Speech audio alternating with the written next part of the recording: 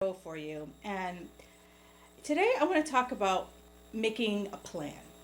And I know for a lot of people, planning is a little tricky, a little challenging. And it's something that we don't want to do. Many of us will plan a vacation, but planning our lives, well, I do that. And I laugh because my husband and I like to travel a lot. But we hate planning. And so many people are like, you go everywhere. And I'm like, yeah, but we absolutely hate planning. Like, left to our own devices, we would still be in planning mode for half of our trips.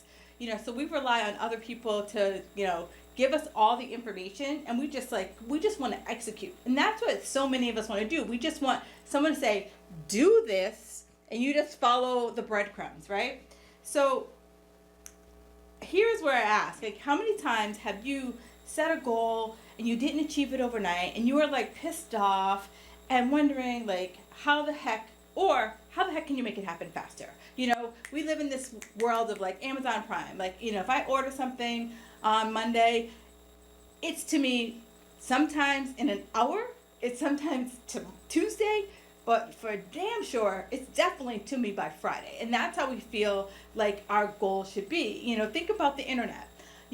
When the internet first came out, we had dial-up, and we would like hear that like weird noise as it was like, don't do the phone lines to connect. And we could go make a steak dinner while the web page loaded, and we were like, oh my God, this is fast, right? So why, in that short amount of time, from like the time we had that only had dial-up to now we have like, lightning fast internet speed, our patience level has gone from like, we have all the patience in the world to like down to a nanosecond. All right. So nothing ever happens without making a plan. That I gotta say that. And this is me, former winger, right? I'm in the Wingers Anonymous Club. I am really good at winging, right? I have like a merit badge in winging. But when it came to my health and my fitness, I couldn't wing it, right? Like, I couldn't cram for the test, because your body's like, girl, you think you can cram for this? I got you. Watch this. And it lays on the floor like a toddler, and it's not going to give you what you want. So the first piece that I always say to people is that, you have to say, what are you trying to achieve, right? What is the end goal?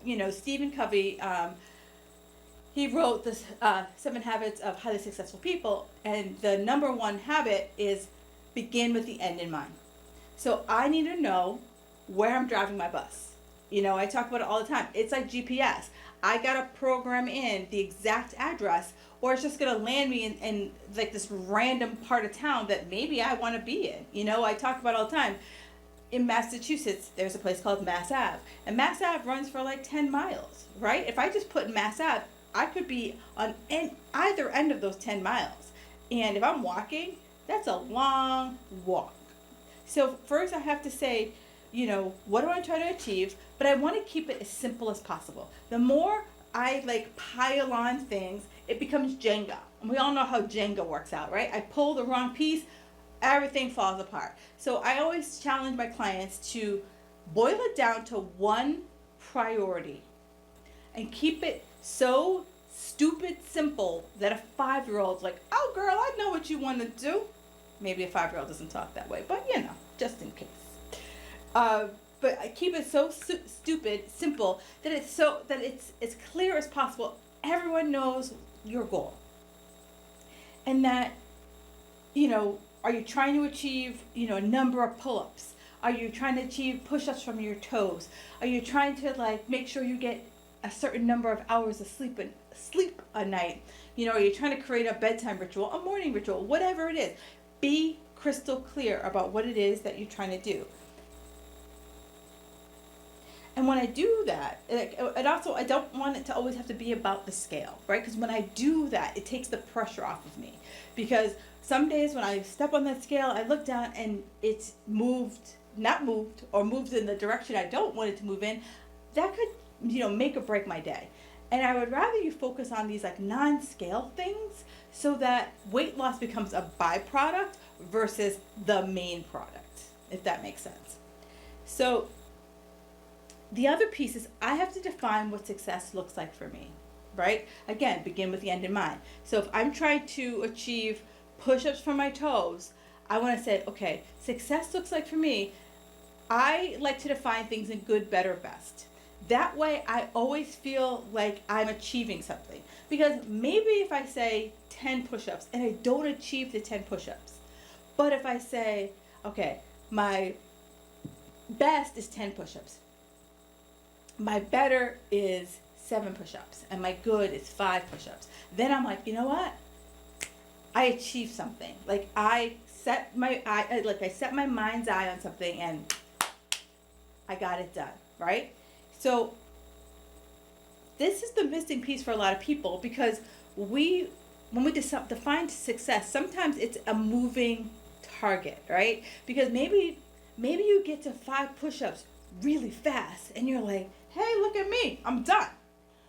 And then you're like, okay, so I'm gonna move it to 15, right? But before I started, I have my container like 10, 7, 5. And if I achieve that, I'm gonna celebrate the hell out of it, okay? And my success can be quantitative as well as qualitative. That's big words for saying it could be a number or it could be a feeling, okay?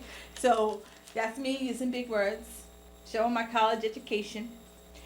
But when you do that, it helps you connect to your goal. It helps you get an emotional connection to your goal. There's a gentleman named Simon Sinek, and he talks about your why. People care about your cause when they know why, right? Think about all of those commercials on TV for the starving kids in Africa, right? It pulls at your heartstrings, and it's telling you why you should give money every week to this. Who are you helping? And it's literally bringing you into their cause and giving you an emotion. That you should have that same emotional feeling about your goals, right? These push-ups, like how are you gonna feel when you accomplish that? Maybe you're like, I have a client and she's a cop, and during the police academy she did, I think it was like 50 sit-ups in like 2 minutes. And she's like, you know what?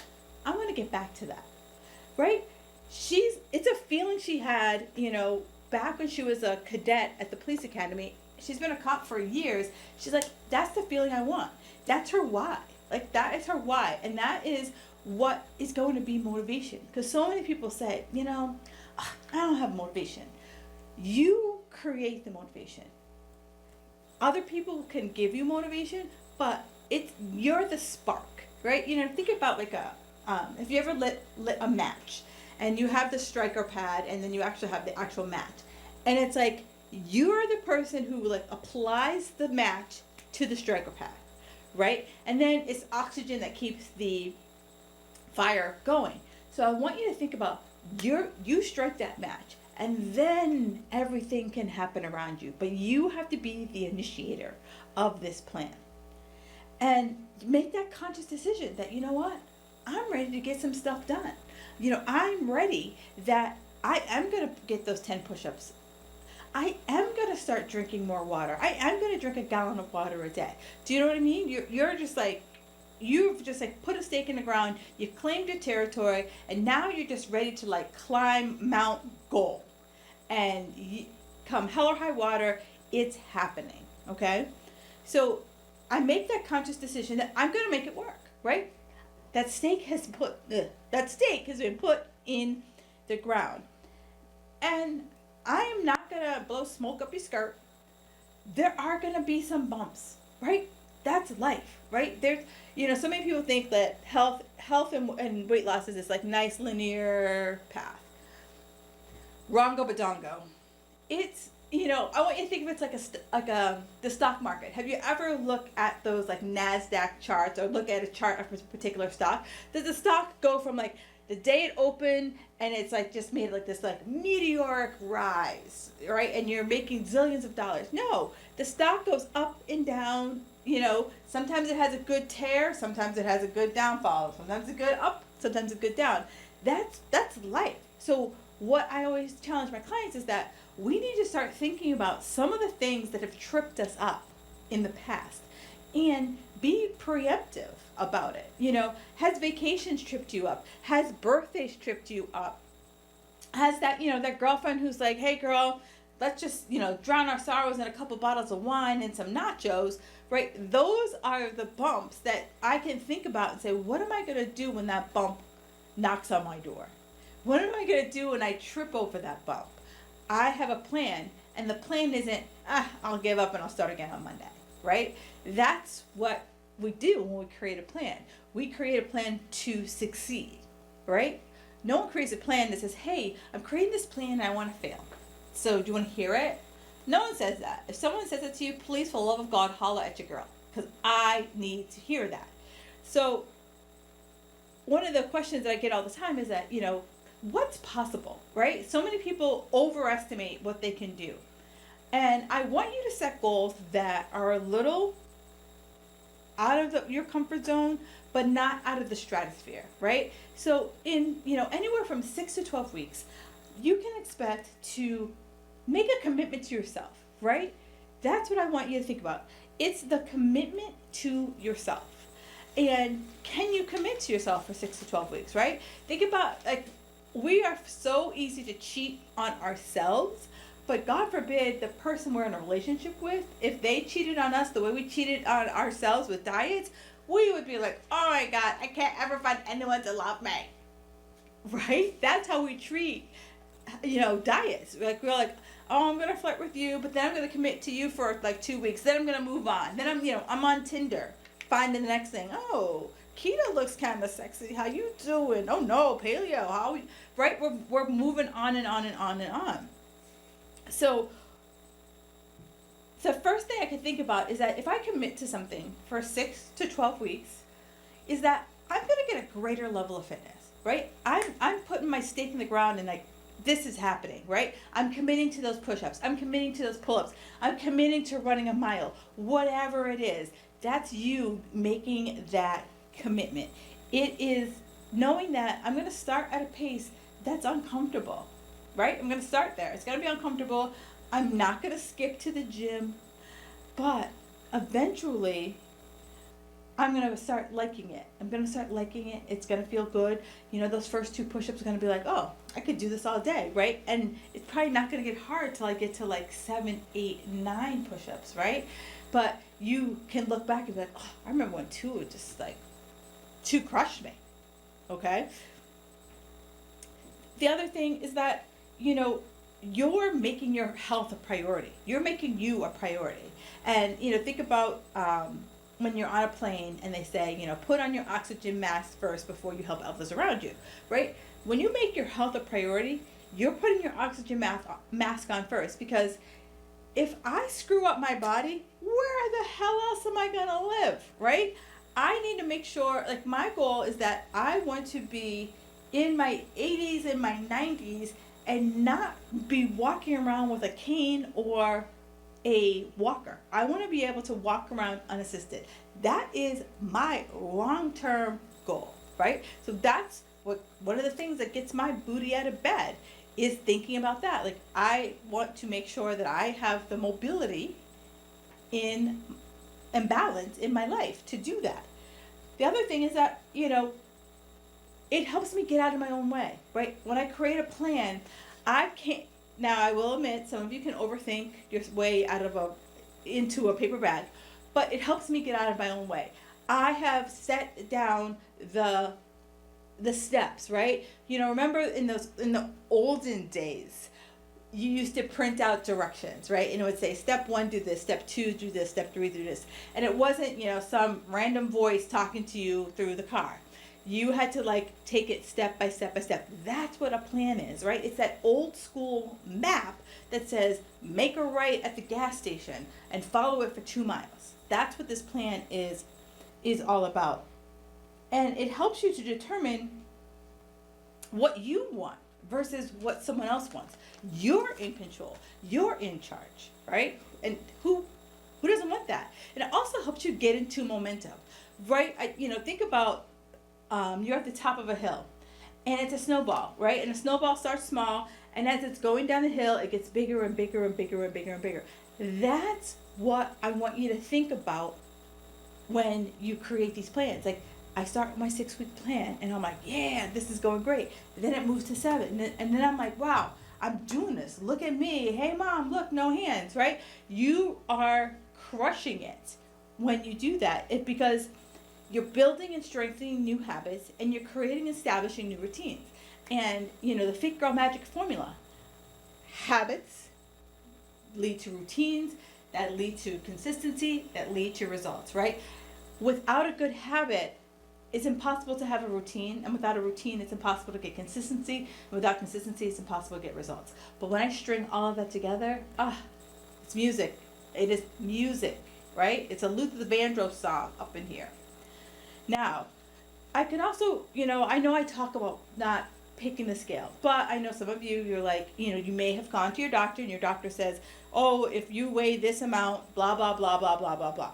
So what I want to, get across to you is that there's this, I'm going to call it a myth.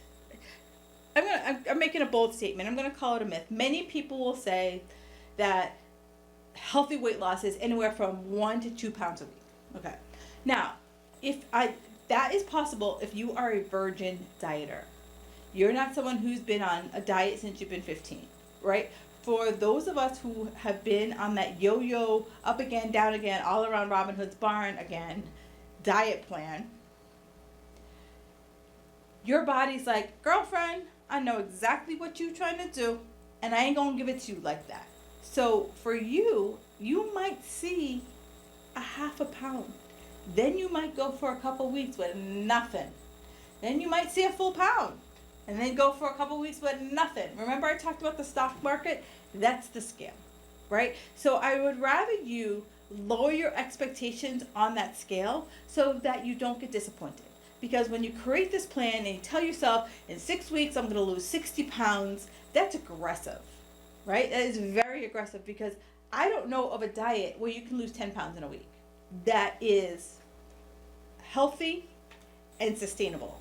And one of my guiding principles is that I want my clients to leave me healthy and with a sustainable plan. That is my guiding goal, right? If you come to me with some like fad diet, we're going to talk it through. I'm going to run you through my reps process, but I'm going to show you how you can do this in a healthy, sustainable, sane, operative word, sane way, because I did the insane things. I did the extremes, and you know what? It made me flipping crazy. So there's a family show right now. So I want to use some stronger language, but that's what it did. It made me, bleep, bleep, bleep, bleep, bleep, crazy. So I want you to really start focusing on health, right? This is going to be for my health for the long term, because my health doesn't care if I'm a size 4. My health doesn't care that I'm, 150 pounds, just making that number up, right? My health does not give a rat's hind parts about that. And, so what can you expect to achieve in like 6 weeks? Valid question. I'm going to give you the answer. So, having veggies with every meal, right? Building your core strength, lifting heavier weights, rehabbing an injury, understanding the process, understanding your process, right? One of the biggest things that trust me, I hate it too. Tracking my food. I hate it. I absolutely hate it. But it's my tracking my food that gives me insight into what's happening. And one of the things I will tell you, and I know some people, it makes them obsessive, but you have to write down how much you're having. You have to put down the amounts. Now, am I asking you to put into a measuring cup and all that other stuff? For now, no. But if you're trying to hit a specific goal and trying to get an idea of like what you're actually eating, I sometimes do ask my clients to weigh and measure everything, because it's really easy for your eyeball to be a little generous or a little under generous, right? A little stingy. That's the word I'm looking for. A little stingy. So I want you to really think about, not in an obsessive way, but maybe it's for like a couple weeks that you weigh and measure everything you eat, just so you can kind of reset, like, what does, a half a cup look like? What does a quarter cup look like? What does like 4 to 6 ounces of protein look like? So that you're just like, you're resetting what your visual eyes look like. And smaller goals, are better, right? I want you to like get down to the power of one thing, right? That book changed my life, right? It really says that, one of the reasons why we're not so successful is that we're chasing 500 rabbits, right? And rabbits, they zig, they zag, they do all that. And when I'm zigging and zagging, I'm not making forward progress. My progress is going forward, but it's like going forward in like smaller increments than what you really want, right? Go back to everyone wants to be Amazon Prime.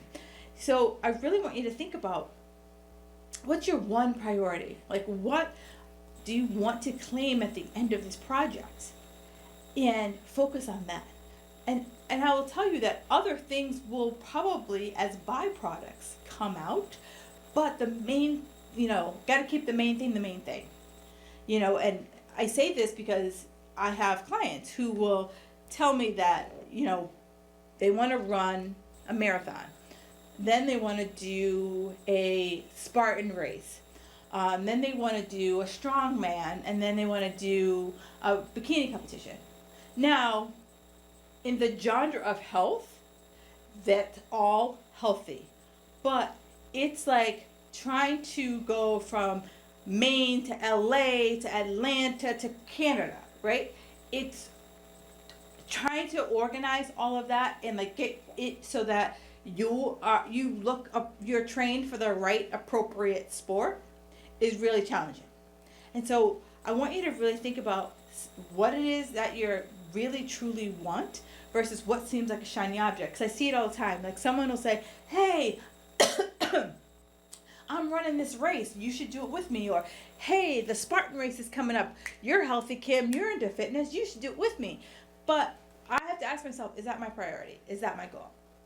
If you ask me to run anything, you ask me to do anything that involves mud, no with a side of no. All right? But some people are like, yeah, that sounds fun. No with the side of no. Like, that's not my priority. My priority is never to be in the mud unless I am stuck because my car broke down. And I'm not really sure why I'd be in the mud. But that's the only reason why I would be in mud. Okay? So think smaller is better. And I also think in 2-week sprints, right? So if we are focused on 6 weeks, every 2 weeks, I'm doing a check-in. And I'm like, okay, what's going on? Where am I? What have I learned? What tweaks do I need to make? And, am I ready to move it to the next level, right? And, one of the biggest mistakes is like, sometimes I'm ambiguous, right? We've talked about being like, I want to tone up. Well, tone is a soap from the 80s. I don't know what it means. Like, tone is soap to me. That doesn't describe body, right? And people, there's no measure like, oh, I want to lose some weight. Okay, how do we lose that weight, right? What is the amount of weight that you want to lose? Have more energy. Tell me that, I want to go from having 50 cups of coffee today to like 10 cups of coffee. That's how we can measure energy, right? And, a shift in the mindset, going from this all or nothing to, hey, it's moderation, it's a progress, it's a process, and committing to the plan, right? And so it's every 2 weeks I'm like, doing a check-in with myself just to see, am I on pace? And that's what I do with my clients. It's like, let's make sure we're on pace, we're on track, we're doing the do. And do we have to make any little minor adjustments as we're going through? Because this is where, we start to gain that momentum, or that snowball at the top of the hill. We're stopping hitting that reset button, and we're finally putting willpower, motivation, discipline, we're just putting that off on the shelf because we don't need it, because we got a plan, right? This plan is what is giving us the willpower, the motivation, and the discipline, right? We're not, trying to find that hidden, gene in our body. And that's the backbone of how I work with my clients, right? We work through, what is your plan? Let's create a plan. And we're going to follow it through, and I'm going to hold your hand. I'm going to guide you, and I'm going to help you I'm going to give you the accountability that you may be missing along the way. So if this sounds appealing to you, do me a favor and hit me up. Leave me a comment. Find me on my socials. You can find me Kim Jefferson Coach on Facebook. You can find me Kim Jefferson Coach on Instagram. Or you can find me on my website, which is kimbarnesjefferson.com. And I would love to continue this conversation. I also have a Facebook group that is called Fake Girl Magic. Super shocking. So it has been wonderful chatting with you today, and I hope that you have an awesome day. And if there's anything you would love me to talk about, feel free to hit me up and let me know. I'm always looking for topics to talk about. Have an awesome day.